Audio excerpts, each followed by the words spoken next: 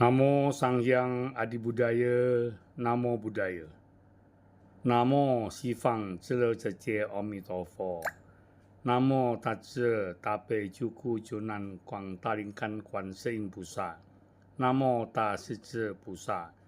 Namo Ta Yen Ti Chang Wang Pusa. Saudara-saudari yang terkasih, tahun ini, tahun 2024, upacara Cengbeng menurut perhitungan secara tradisi Tionghoa jatuh pada tanggal 4 April tahun 2024. Karena tahun ini tahun Kabisat, di mana Februarinya terdiri dari 29 hari.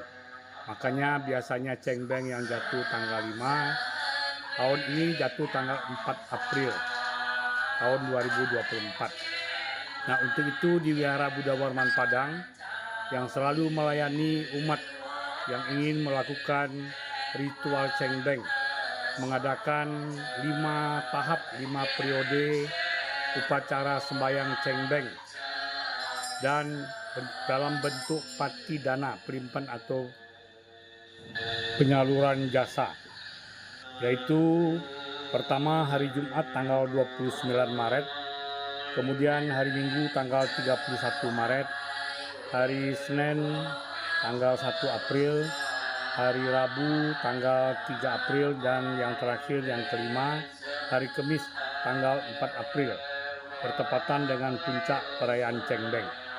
Sebenarnya menurut tradisi Tionghoa, Cengbeng ini dirayakan atau diperingati 10 hari sebelum hari H, dalam hal ini tanggal 4 April, dan 10 hari setelah tanggal 4 April.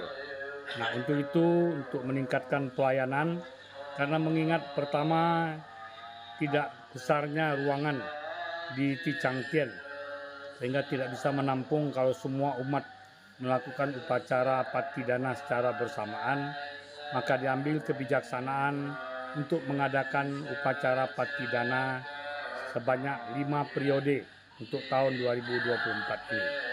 Dan itu pun ramai diikuti oleh para umat Buddha. Perlu kita ketahui bahwa sebenarnya walaupun Cengbeng ini bukan tradisi yang berasal dari tradisi Buddhis, tetapi berasal dari tradisi Tionghoa. Namun, sejak ribuan tahun yang lalu, sejak abad kedua ketika agama Buddha masuk ke Tiongkok, telah terjadi akulturasi antara Dharma ajaran Buddha dengan tradisi dan budaya Tiongkok setempat. Nah, itulah sebabnya maka dalam pelaksanaan Cengbeng ini, walaupun berasal dari tradisi Tionghoa, namun kita melaksanakannya, umat Buddha melaksanakannya dalam bentuk pati dana sesuai dengan ajaran Buddha, yaitu pelimpahan atau penyaluran jasa, mengenang, membalas budi kebaikan sebagai unjuk bakti anak pada orang tua, melaksanakan upacara pati dana, pelimpahan atau penyaluran jasa. Di dalam Sutra Bakti Seorang Anak dan Sigalowada Sutta, Buddha sangat menekankan bahwa seorang anak harus senantiasa mencintai, menyayangi, hormat, berbakti, dan membalas budi kepada orang tuanya, baik selagi mereka masih hidup dan setelah mereka meninggal pun ini harus tetap diteruskan. Diajarkan di dalam Sigalowada Sutta bahwa seorang anak wajib memperingati apa yang pernah dilakukan oleh orang tuanya, yaitu sebagai wujud dari balas budi dan bakti anak kepada orang tua yang telah banyak berjasa di dalam kehidupannya. Nah, demikian juga di dalam ajaran orang Tionghoa ada yang disebut sebagai uhau, berbakti dan membalas budi pada orang tua. Ini tidak hanya selagi mereka masih hidup, tetapi juga setelah mereka meninggal dunia. Nah, inilah yang diekspresikan dengan upacara Cengbeng yang banyak kisah yang melatar belakangnya yang nanti akan kita jelaskan. Dan namun pada saat ini dilaksanakan sesuai dengan ajaran Buddha, yaitu dalam Sigalowada Sutta dan Sutra Bakti Seorang Anak.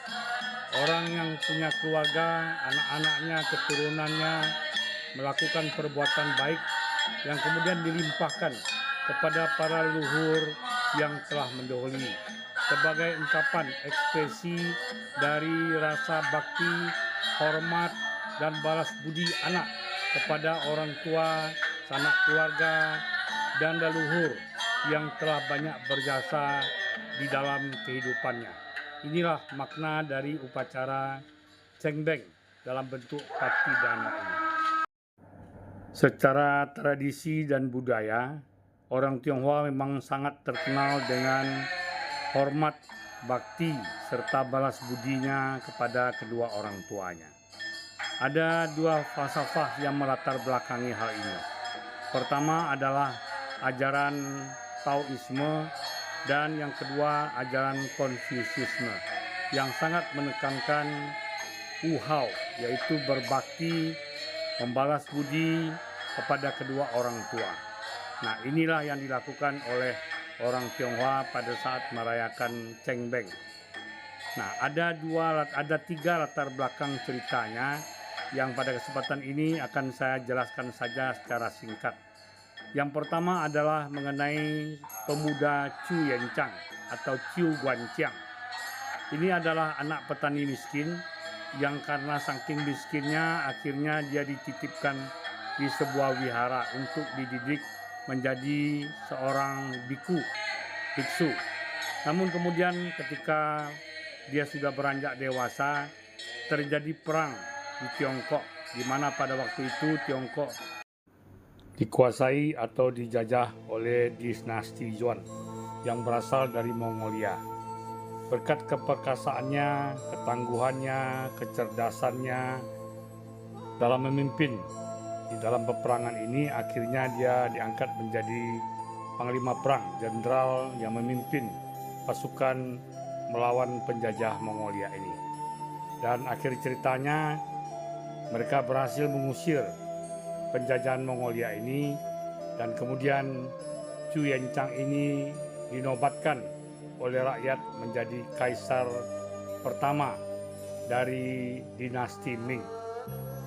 Nah, setelah dia menjadi kaisar, dia ingat kembali pada orang tuanya dan kampung halamannya.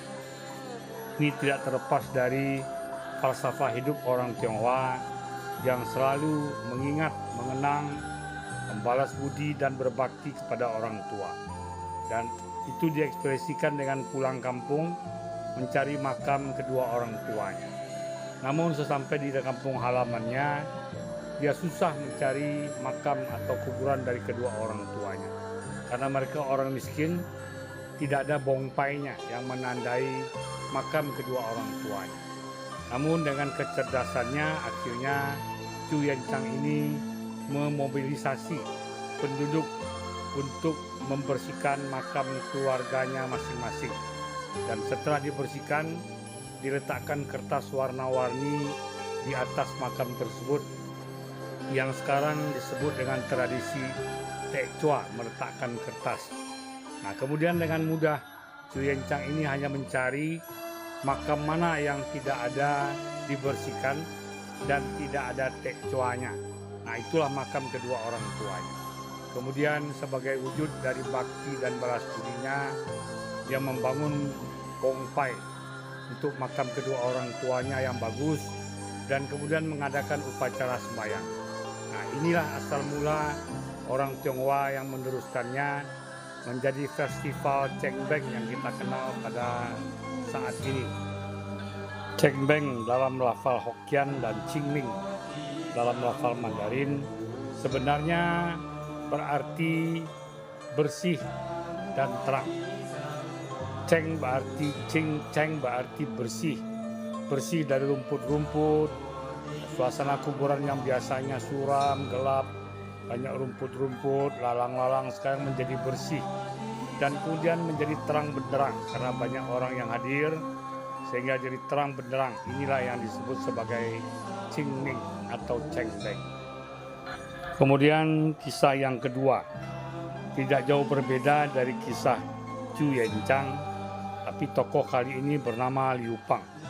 Sama persis dengan Chu Yanchang, Liu Pang ini adalah salah satu kaisar di Tiongkok yang juga berasal dari rakyat jelata sama dengan Chu Yenchang. Tetapi kemudian berkat kegigihannya, perjuangannya, akhirnya dia diangkat menjadi raja. Kalau tadi Chu Yenchang adalah raja pertama dari dinasti Ming, maka Liu Pang ini adalah raja pertama, kaisar pertama dari dinasti Han. Nah, sama dengan kisah Chu Yenchang, setelah dia menjadi raja, kaisar, dia kembali ingat pada orang tuanya. Dan dengan demikian, dia pergi ke kampung halamannya mencari makam kedua orang tuanya. Juga sama dengan cerita Chu Yenchang, dia mengalami kesulitan untuk menemukan makam kedua orang tuanya. Nah, tetapi bedanya, kalau Chu Yenchang akhirnya menggunakan kecerdasannya untuk menemukan makam kedua orang tuanya.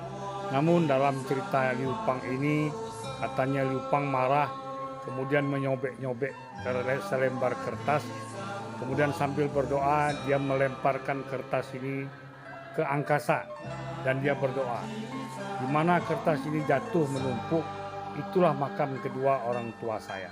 Nah, ternyata memang betul kertas ini berterbangan, diterbangkan angin, kemudian nempel di dua makam yang bersebelahan. Nah, dianggap itulah makam kedua orang tuanya. Kemudian sama dengan Chu Yenchang, makam ini dibersihkan, diberi bongpai, batu nisannya, kemudian mereka mengadakan upacara sembahyang.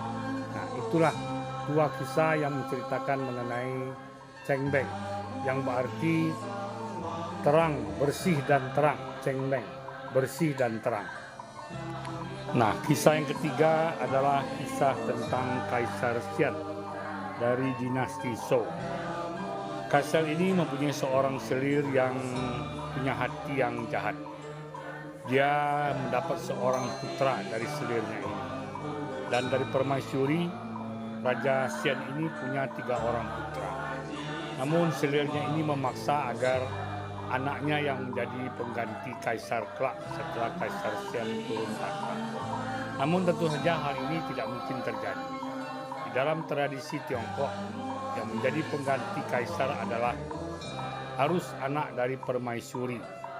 Nah, oleh sebab itu si selir yang jahat ini mulai menggunakan taktiknya untuk satu persatu menyingkirkan pangeran yang berasal dari permaisuri ini.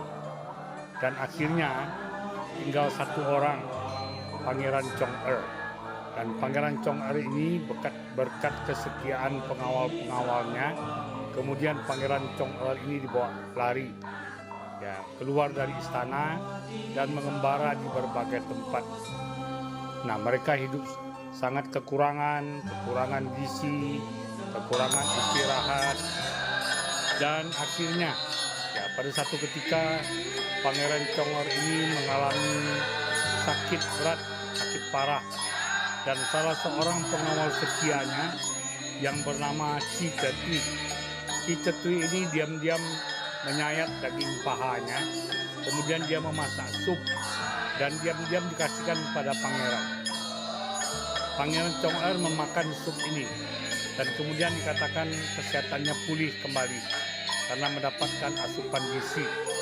Nah, akhirnya berkat perjuangan orang-orang di dalam kerajaan yang masih setia kepada dinasti Zhou ini, akhirnya mereka mengupayakan. Ya, akhirnya Pangeran Chong-er dapat kembali ke istana dan dinobatkan menjadi kaisar dinasti Zhou. Nah, kemudian sebagai ungkapan terima kasihnya, Pangeran Chong-er ini memberikan jabatan-jabatan penting pada orang-orang yang setia dengan dia, yang dulu pernah membawa dia lari keluar dari istana. Nah, salah satu di antaranya adalah Chi Cetui ini. Namun Chi Cetui ini berbeda dengan kebanyakan orang zaman dulu maupun sekarang. Dia menolak jabatan ini.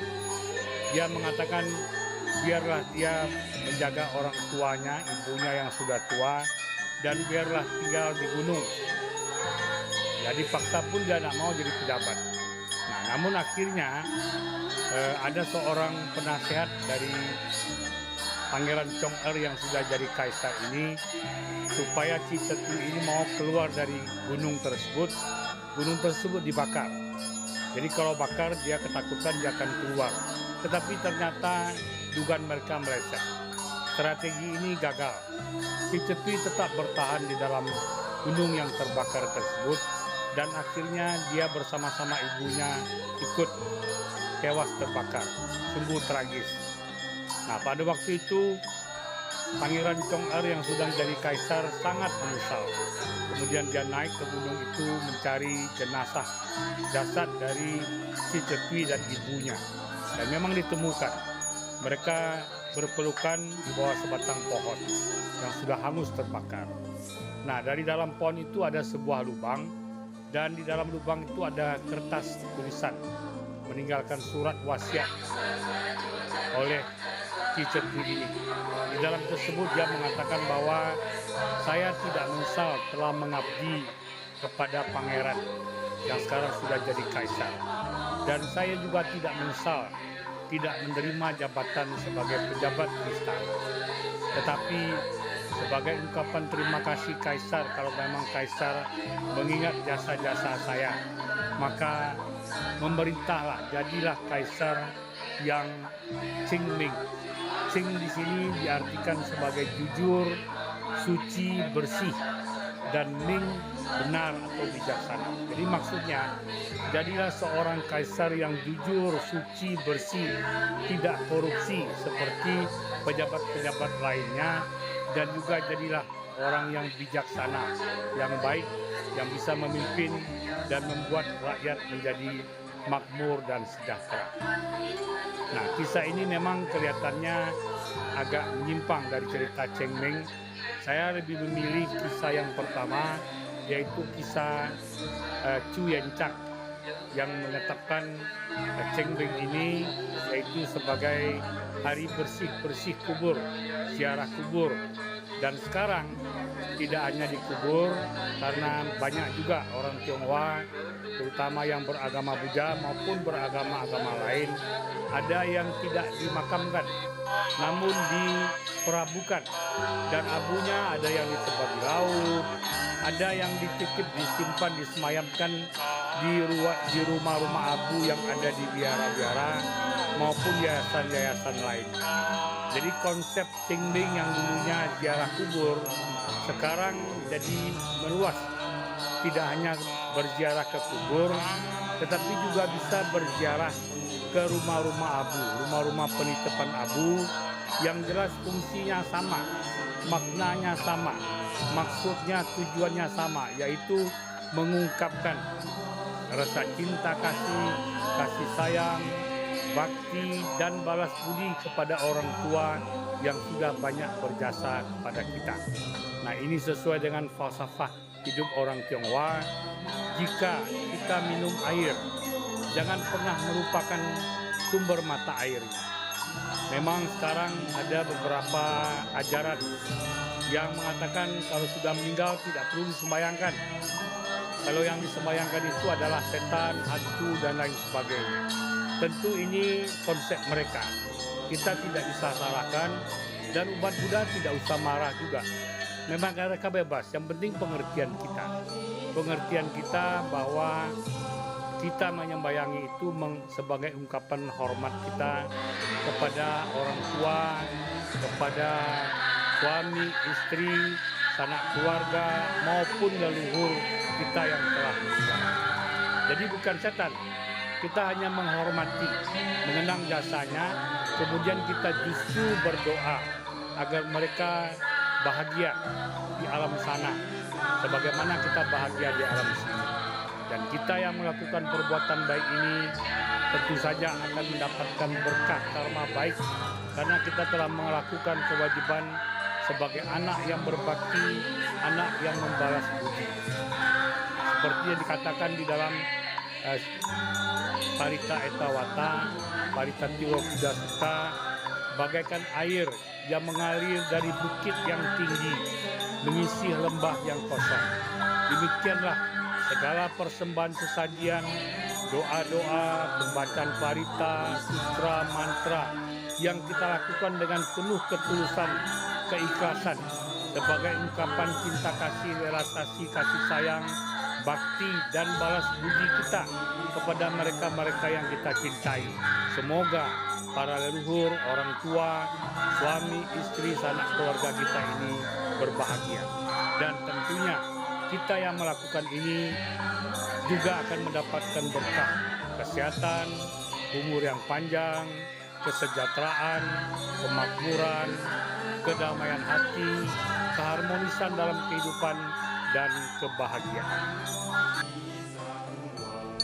Mengamati pertumbuhan dan perkembangan umat yang ikut di dalam upacara Patidana Cengbeng ini cukup mengembirakan, di mana seperti tahun ini umat yang mengambil paket untuk sembahyang keluarganya yang biasanya hanya sekitar mencapai 40-an lebih, namun tahun ini bisa mencapai 100 meja yang mengambil paket untuk sembahyang kepada baik orang tua, suami, istri, sanak keluarga, dan leluhurnya.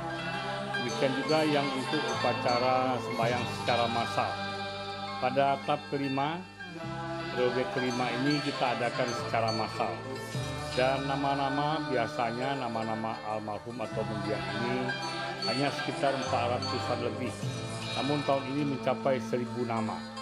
Tentu saja hal ini sangat menggembirakan, dan mudah-mudahan ini adalah indikasi bahwa semakin sadarnya, semakin meningkatnya bakti dan balas budi umat terhadap keluarganya, orang tuanya, suami, istri, sanak keluarga, dan leluhurnya.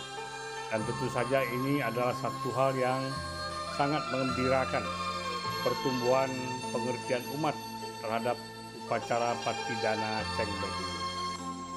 Di Wihara Buddha Warman Padang Buddhist Center, selain yang mengambil paket meja lengkap dengan sesajian untuk menyembayangi keluarga, suami, istri, orang tua, dan leluhurnya, kita juga mengajarkan secara massal. Artinya mungkin saja ada umat yang mengatakan bahwa dia sudah melakukan upacara sembahyang dengan segala sesajian persembahan di makamnya, kuburannya, ataupun sudah sembahyang secara pribadi di rumah masing-masing. Namun tetap kita anjurkan supaya mereka mengikuti upacara Patidana Cengbeng ini di Wihara Buddha Warman Padang, dan dengan segala penjelasan yang kita berikan keyakinan, pengertian kepada umat bahwa Patidana, pelimpahan atau penyaluran jasa di wihara ini akan memberikan manfaat bagi kedua orang tuanya. Terlepas apakah mereka sudah sembahyang di makamnya atau sembahyang di rumah masing-masing, tidak jadi masalah kalau kita kembali melakukan upacara Patidana bersama-sama di Wihara Buddha Warman Padang secara agama Buddha. Dengan semakin berkembangnya media-media online atau media-media daring seperti YouTube, WhatsApp, Instagram, TikTok, dan lain sebagainya. Akhir-akhir ini sering kita saksikan di media-media online ini tayangan film, video singkat yang menggambarkan upacara-upacara Cengbeng ini yang sebenarnya perlu kita waspadai. Ada tayangan seperti misalnya orang membakar kertas, uang-uangan kertas, ya, yang demikian banyaknya sampai segunung. Kemudian mobil-mobilan, perabot-perabot rumah tangga, baju, dan lain sebagainya. Nah, ini kita harus waspadai. Jangan kita senang karena ini bisa jadi saja sengaja ditayangkan untuk menggambarkan bahwa ajaran ini, budaya ini, tradisi ini tidak benar, merupakan satu pemborosan yang tidak sesuai dengan nilai-nilai ekonomis. Nah, ini perlu kita waspadai. Dan masyarakat perlu dikasih edukasi bahwa upacara-upacara pembakaran seperti itu bukanlah ajaran Buddha, tidak bersumber dari ajaran Buddha, namun hanya semata-mata budaya tradisi untuk memuaskan emosional dari keluarga yang ingin menunjukkan bakti dan balas budinya kepada orang tua. Walaupun walaupun kadangkala cara itu tidak benar, menjadi pemborosan dan hal-hal yang sebenarnya menggambarkan satu hal yang sangat tidak berguna. Namun dalam hal ini kita tidak perlu bersikap keras, bertengkar, karena yang paling penting bagi kita adalah bagaimana kita mengklarifikasi. Pertama, bahwa itu bukan ajaran Buddha, karena ajaran Buddha jauh sekali dari hal-hal yang bersifat tahyul. Agama Buddha adalah agama yang menyentuh rasio manusia. Namun di Wihara Buddha Warman sendiri, pembakaran kertas bayang, uang-uangan tidak kita larang secara keras, namun kita batasi dengan alasan bahwa wihara ini terletak di pinggir laut, di mana angin kencang dan ini berbahaya. Kalau kita bakar kertas dalam jumlah yang banyak, apinya berterbangan bisa membahayakan wihara. Inilah yang kita lakukan selama ini. Jadi tidak kita larang secara keras, namun kita mengedukasi umat supaya nanti bila tumbuh pemahaman mereka dengan sendirinya akan berhenti dan tidak lagi melakukan hal-hal tersebut. Nah, inilah sebenarnya cara bijak kita dalam menghadapi tradisi-tradisi ini. Tidak kita musuhi, namun kita akan harus memberikan penjelasan agar pemahaman umat akan tumbuh, dan dengan demikian bila mereka telah mengerti, telah paham, dengan sendirinya kegiatan ini akan dihentikan. Di Wihara Buddha Warman Padang Buddhist Center, untuk upacara-upacara ini pesertanya tidak kita bebani dengan beban yang berat. Kami sering menyampaikan bahwa wihara didirikan adalah untuk mendidik, melatih, melayani umat, bukan untuk cari duit. Kalau untuk cari duit kita dirikan PT. Namun wihara juga perlu biaya untuk perawatan, pengembangan, dan juga lain-lain hal. Untuk pelayanan, pendidikan kita butuh biaya. Makanya umat juga harus peduli dalam hal ini. Jadi kalaupun ada dana yang diberikan, dana itu adalah bermanfaat bagi mereka yang berdana sendiri, bukan untuk pengurus wihara. Karena semua dana-dana ini akan kita gunakan untuk pengembangan, untuk perawatan, untuk melayani dan meningkatkan fasilitas sarana dan prasarana di Wihara Buddha Warman Padang. Dan juga perlu diketahui bahwa pada saat ini Yayasan Triratna Padang yang mengelola Wihara Buddha Warman Padang sedang dalam upaya untuk membangun sebuah pusat pendidikan dan pelatihan serta meditation center, pusat meditasi yang diberi nama Bodhidharma di air dingin. Dan tentu saja hal ini perlu kita dukung bersama. Demikian apa yang dapat kami sampaikan. Semoga bermanfaat bagi kita semuanya. Semoga semua makhluk hidup dalam keadaan tenang, tentram, damai, dan berbahagia. Dan semoga semua keluarga kita, orang tua, sanak famili, dan leluhur yang telah mendidik kita senantiasa berbahagia dengan apa yang telah kita lakukan berupa pelimpahan jasa dalam rangka upacara Chengleng tahun 2024. Semoga semuanya sejahtera dan bahagia. Semoga semua berkah tercurahkan pada kita. Namo Sang Hyang Adi Budaya, Namo Buddhaya.